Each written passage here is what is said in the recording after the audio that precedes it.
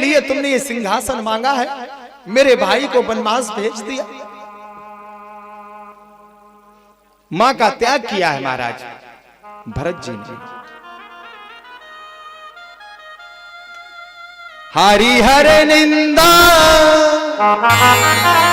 सुनाई न काना, हो पाप गौघात समाना। कभी संत की कभी धर्म की निंदा नहीं सुननी चाहिए, विरोध करना चाहिए। आज हमारे धर्म को बदनाम करते हैं और धर्म के लोग। भक्तों, अपने धर्म में मर जाना अच्छा है, दूसरे धर्म की गुलामी करने से तो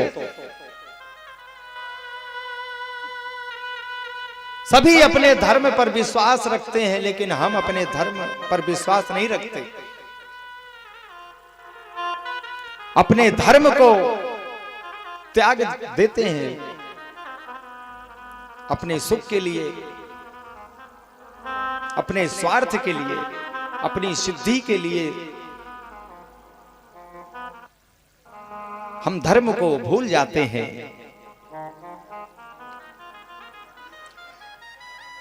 आपको कोई जगाने नहीं आएगा, आप स्वयं जग कर अपने धर्म का प्रचार प्रसार करो।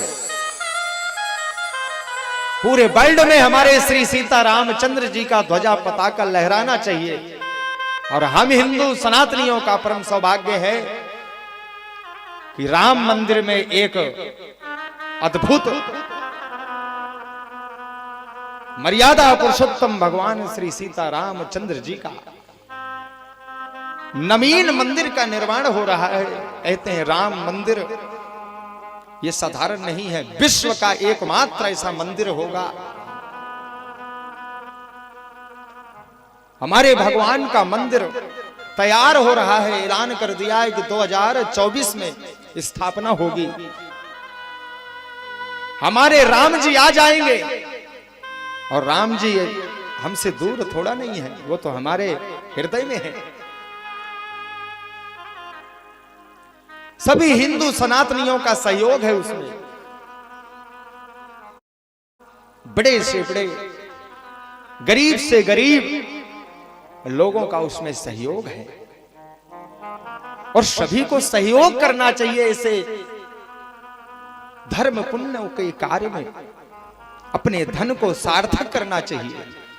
कहते हैं हम नहीं रहेंगे, ये शरीर नहीं रहेगा, लेकिन हमारे नाम का एक ईंट तो वहां लगा है,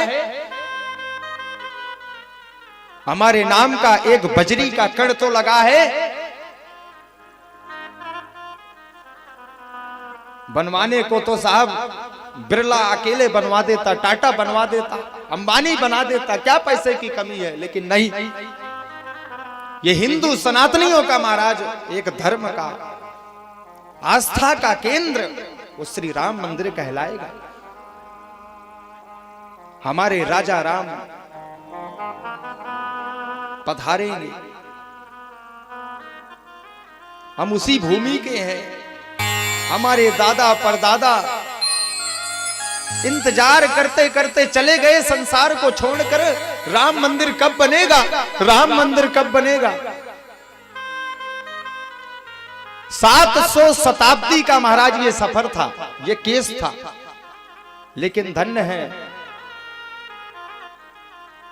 हमारे नरेंद्र मोदी जी, जो अपने हाथों से सुंदर शिलान्यास किया, और उनके कालकार में सुंदर राम मंदिर का अद्भुत निर्माण हो रहा है। सबको सहयोग करना चाहिए ऐसे शुभ कार्यों में। कहते हैं जब हम संसार को छोड़कर जाएंगे ना, तो सब यहीं पड़ा रहेगा, कुछ साथ में नहीं जाएगा। जो हम यहां कर जाएंगे वही जाएगा साथ में। कहते हैं जब हमारी मृत्यु हो जाती है, यमदूत हमको घसीटते हैं, मारते हैं। हमारे पापों का जो घड़ा है, जितने पाप करते हैं उतना कष्ट होता है। कहते हैं जीव को प्यास तो लगती है, लेकिन जल नहीं मिलता। ऊपर यम के दूत कहते हैं कभी किसी को जल पिलाया है? जल हम लोगों ने अगर यहां किसी को पिलाया है तो हमें जल वहां उपलब्ध मिलेगा। भूख तो लगती है लेकिन वहां भोजन नहीं मिलता। यहां अगर हम गरीबों को भोजन खिलाए हैं, किसी भूखे का पेट भरे हैं, तो हमें वहां भोजन उपलब्ध मिलेगा। सर्दी तो लगेगी लेकिन वस्त्र नहीं मिलेगा। शरीर ढकने के लिए, शरीर को बचाने के लिए अगर हमने यहां गरीबों में वस्त्र दान किया है, गरीबों की यातना को हमने समझा है, तो हमें वहां वस्त्र की व्यवस्था मिलेगी। यह गरुड़ पुराण में लिखा हुआ है, प्रमाण।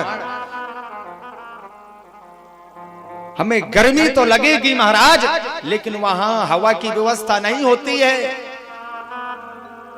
यहां अगर हम सुंदर आश्रमों में गरीबों के यहां सुंदर हवा की व्यवस्था की है, पंखे लगवाए हैं, कूलर लगवाए हैं, तो हमको वहां हवा की व्यवस्था होती है।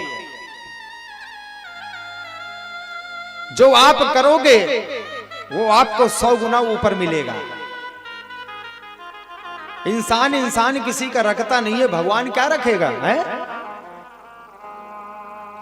गरीबों की सहायता करो महाराज। भगवान ने अगर हमको सक्षम बनाया है तो गरीबों की सेवा करो, क्योंकि आज भी देखने को मिलता है इसे भारत में कई ऐसे गरीब परिवार हैं जिनके घर में महाराज चूल्हा नहीं जलता, भूखे सोते हैं। और हम और आप वो गरीबों के आंसुओं की कीमत को नहीं समझते। हम क्या समझेंगे? हमारा हृदय पाषाण है। वो गरीब अपनी जीविका को कैसे चलाता है उसी से पूछो सब। हम अपमान कर देते हैं, गरीबों से नफरत करते हैं। शादी विवाह में, फालतू खर्च में, फालतू कामों में हम लाखों लाखों रुपए बर्बाद कर देते हैं। लेकिन महाराज कभी गरीबों के यहां जाकर दिवाली में, होली में, त्योहार में जाकर कभी उनकी सहायता किए हैं? हम तो रोज दिवाली मनाते हैं, कम से कम गरीबों की भी तो दिवाली मननी चाहिए। गरीबी अभिशाप है। गरीबों को तो महाराज हम अपने कोई भी फंक्शन में, कोई भी कार्यक्रम में नहीं बुलाते, पसंद नहीं करते बुलाना।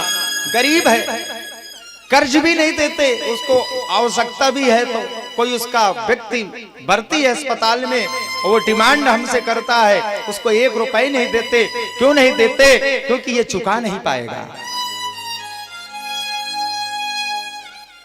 गरीब गरीब होता है। लाखों परिवार ऐसे हैं जो महाराज भूखे सोते हैं। जीवन में एक बार अमीर के घर जाना छोड़ देना, लेकिन महाराज गरीब का सपोर्ट करना सबसे बड़ा दुख होता है। निर्धनता का, दरिद्रता का सबसे बड़ा गरीबी का दुख होता है। गरीब फटे कपड़े पहन करके आ जाए तो कहते हैं देखो फटीचर है? और एक अमीर का लड़का फटे कपड़े पहन ले, ये फैशन हुआ उसका। और गरीब की औकात। जीवन में किसी का सहयोग करना या ना करना, लेकिन गरीब का जरूर सहयोग करना, जरूर सपोर्ट करना। हम व्यासपीठ से निवेदन करें गरीब का तो भगवान होता है, कोई नहीं होता।